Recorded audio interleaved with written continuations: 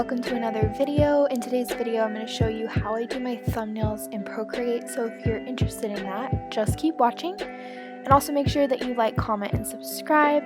So let's get into it. First thing is, if I'm making a video, I usually get a screen grab from the video if I don't have a pre-planned thumbnail. So for this particular video, I decided to use this screen grab, and so I just screenshot that section of my screen so that I have it in image format.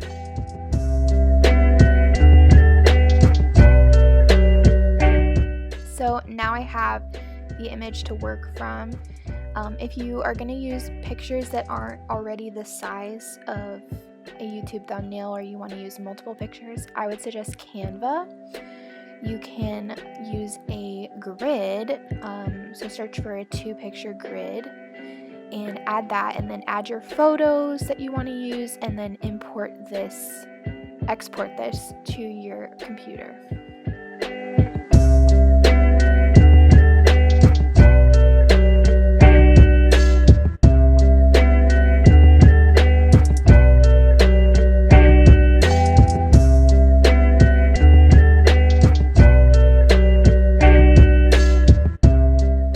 So this is how I make different grids, and like I said, I just save it to my computer. But Canva has lots of things you can add to help your thumbnails stick out, so that's just something to play around with.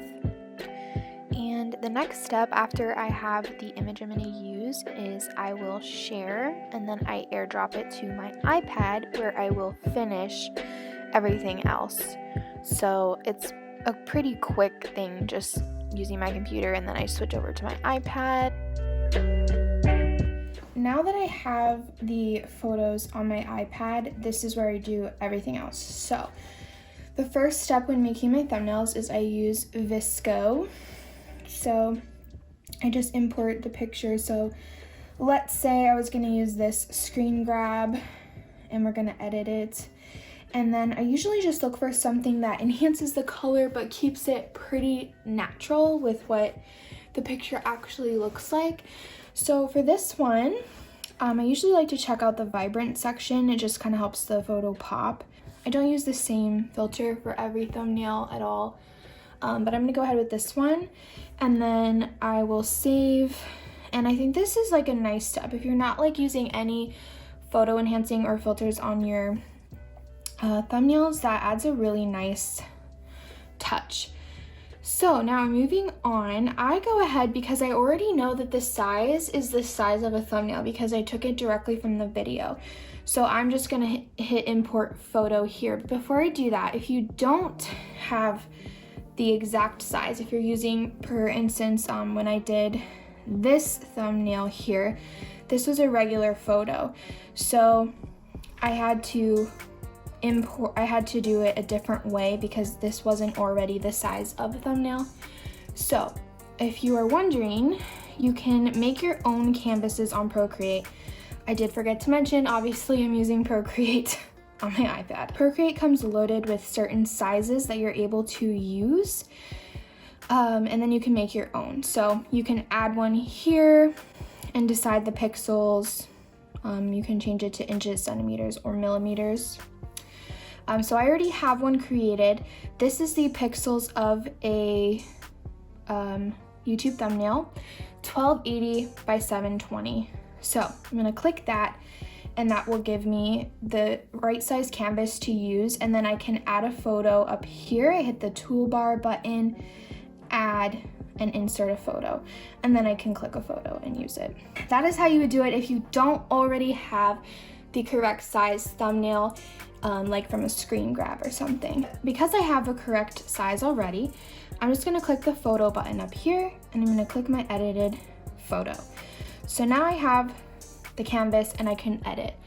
So first step is you're gonna wanna create another layer. So if you aren't familiar with Procreate, you're going to use this button here and the plus sign. You're now in a new layer, so you're able to edit this layer totally.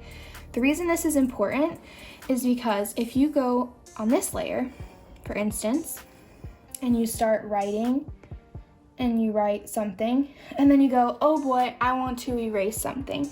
And so you go to erase. Oh, it's gonna start erasing the entire layer because you're writing on the layer of the photo. Quickly, this is undo, 2 finger taps, and this is redo. That's just a quick little thing if you aren't familiar with that.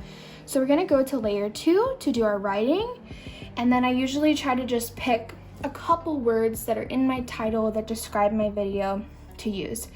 Now, there's a ton of different ways you can do a thumbnail. You can use so many different kinds of fonts and such. To me, the easiest thing is to use the brush monoline, and it is in the calligraphy section. My favorite thing to do, like I said, is use monoline, and then I make it, you can change the brush thickness and opacity over here. So let's say that I'm gonna say redecorating. This is from a previous video, and that's what I put on the thumbnail. So I would do each letter, and if you hold it down, you can get a straight line, and I would basically make it like big or whatever. And I like to make bulky letters like this. And I'm doing this kind of rough because I'm at a weird angle to be able to film, but I will do that for every letter. I'm gonna go ahead and write out my letters here and do it in fast forward since I kind of showed you how I do it, and then I'll show you the next kind of things I like to do.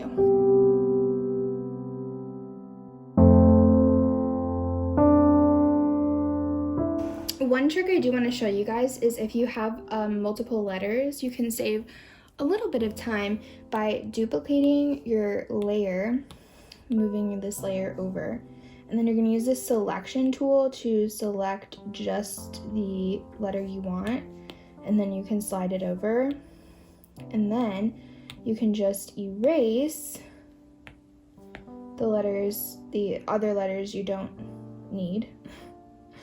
So that's a little tip just to save you some time, and then your letters look more uniform as well.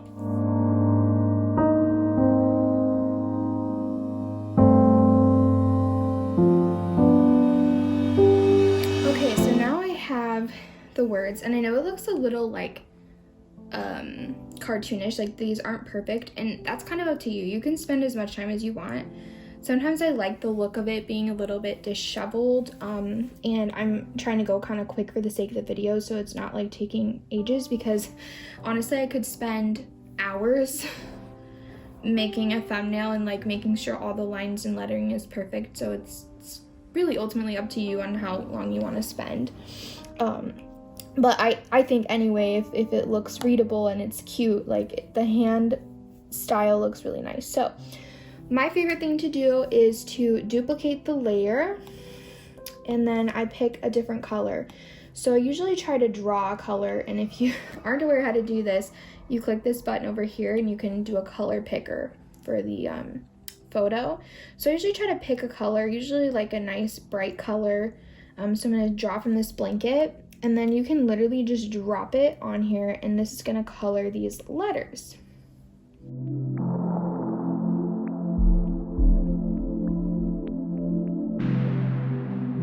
So now that it's all colored, I like white to be the prominent color. So I'm gonna move this, and it's gonna be underneath it now. Now you can't see it because it's directly underneath the white, but what you can do is select and move the layer anywhere. So, you could like do multiples or whatever, but my favorite thing to do is to just offset it a little bit from the original. Now that it's offset from the original, something that you can do to just add a little bit more detail, but this isn't required. So sometimes if I'm running out of time, I won't do this, but to make it look even more connected, what I like to do is make sure I'm on monoline and I'm on the right layer, the pink layer, and I just kind of connect these. So since I'm drawing on the layer underneath the white, it won't go on top of the white. And so I just kind of like connect these a little bit, and if you can see, it just makes like a slight connection there, and it just kind of like brings the letters together more.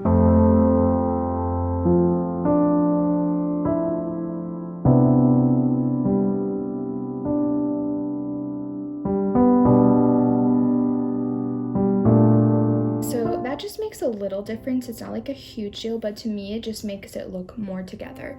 So then honestly, my next favorite step to do is to add just some sort of embellishments. I'm going to change back to white, and these are just kind of my go-to that I like to do. But I like to make these kind of things. I just do like little sparkles, and then I just make them small and will like kind of position them around the letters or position them around something. So another thing I like to do is sometimes add like little they're gonna look really big for a second, but little like these kind of things. I think they're kind of cute to something like that. I'd probably switch to a thinner thing just because it's smaller, so I would switch to inking and do like a fine tip or something. And I would also do that if I wanted to outline. So in this particular thumbnail, I don't think outlining anything would like look good, but sometimes if you have just like a picture of yourself with like a coffee mug or something, it's nice to add a little bit of outlining. So that would just literally be like outlining. This is so thick, so I need to like do a thinner one, but just to give you kind of the idea. And then something else I like to do is I add another layer, and something I've been enjoying adding to my thumbnails is doing chalk. And I usually will do white or the other color behind the letters. So today I'm going to do white, and I have the opacity already set for chalk to be lower, and then I use the biggest setting for chalk, and I just go behind the letters. Right now they look above the letters like this, and you can kind of make it like as thick as you want or whatever.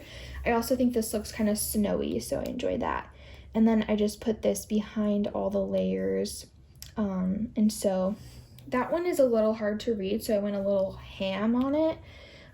So you can actually just edit this layer and add eraser, and then I like to just do the same brush that I'm working with here and just kind of go over it a little bit to just make sure you can actually read the letters. That's kind of how I do my thumbnails. I will show you just a few variations. Not everyone notices these when you do thumbnails, but for instance, on this one I added some steam coming out of my coffee cup, and that was fun. This thumbnail, let me see. This thumbnail did really well. People really liked it. So this one, you know, I added this effect in Canva before and then came and did this. Also this one, you can see with the outlining, I outlined all of the gifts because it just made them pop a little more. So to give you some ideas, and that's what I mean with the little lines and such. And I think it's really fun. It adds a very personal touch to your thumbnails. So I hope this video was helpful and you were able to get some ideas for your thumbnails. Just in case you aren't sure how to save something from Procreate, if I was going to save this one, I just go up here and click the toolbar, share, and I always just do JPEG, and then you can have an assortment. You can just save it to your camera roll here. You can airdrop it to your phone or your laptop and such. So that is how I do my thumbnails. I hope you guys enjoyed, and I will see you in tomorrow's video. When I'm with you, I am not myself.